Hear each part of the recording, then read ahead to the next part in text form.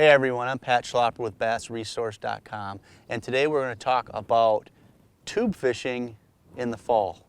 So tube fishing in the fall, a lot of times for me, it's about getting a reaction. I want something real erratic in the water, and a tube is perfect for that, especially for smallmouth. I mean, you'll definitely catch largemouth on this too, but this technique is it's what I call snapping a tube. So I'll take a standard insert tube head that I slid up in there, and usually 3/16 or a quarter, sometimes 3/8 if it's windy or if I'm a little bit deeper.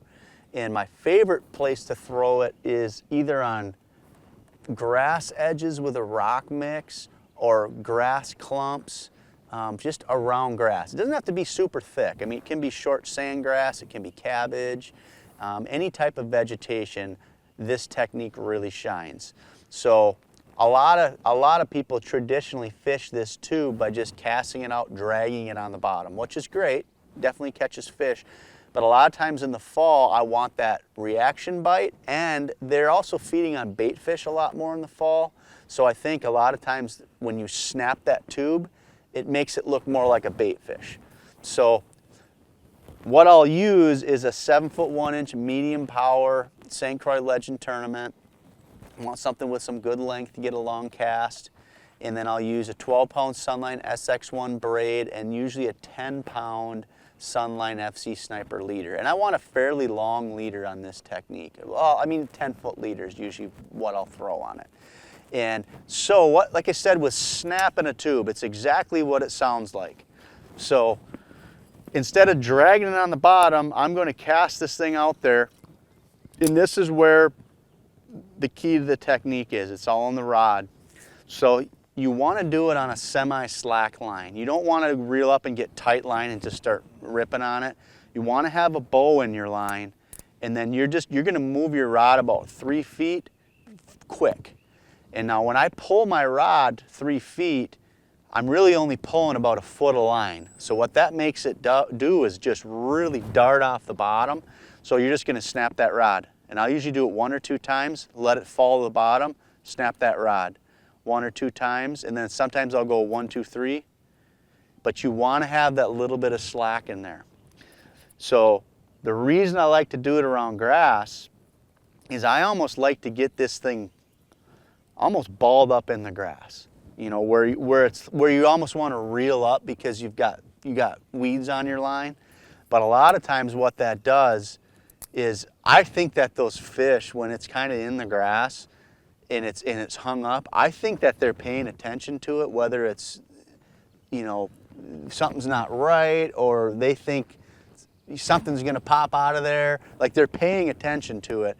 So I'll get that thing hung up in the grass, and I'll almost do it on purpose. I'll pull it into the grass and like just let it load up, and then I'm going to snap, snap, snap and pop that out of there.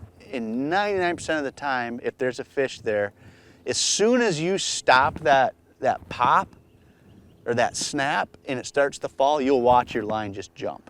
And then most time you'll go to snap it again and you'll be like, oh, there's one there. And then you almost do like a double hook set. So awesome way to fish. It's super fun. It gets some really aggressive strikes from smallmouth and largemouth, but mostly smallmouth. And it's something that, once again, not a lot of people do. You know, a lot of people, when they throw that out, they just want to drag it on the bottom. So try snapping this baby in the fall, because you'll absolutely get some of the best bites of the year when you do that. So that's how I like to fish a tube in the fall for smallmouth.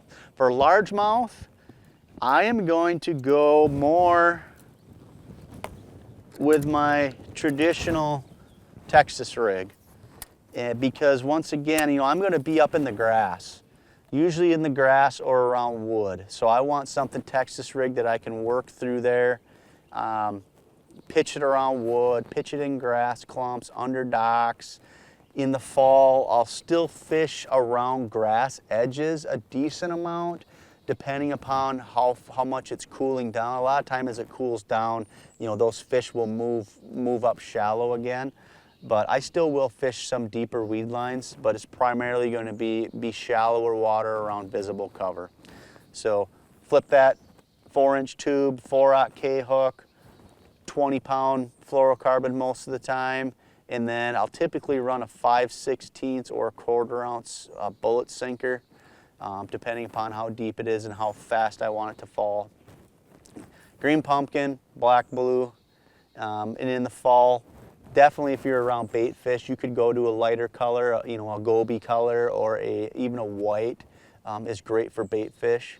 So that's kind of my approach to tube fishing smallmouth and largemouth in the fall of the year.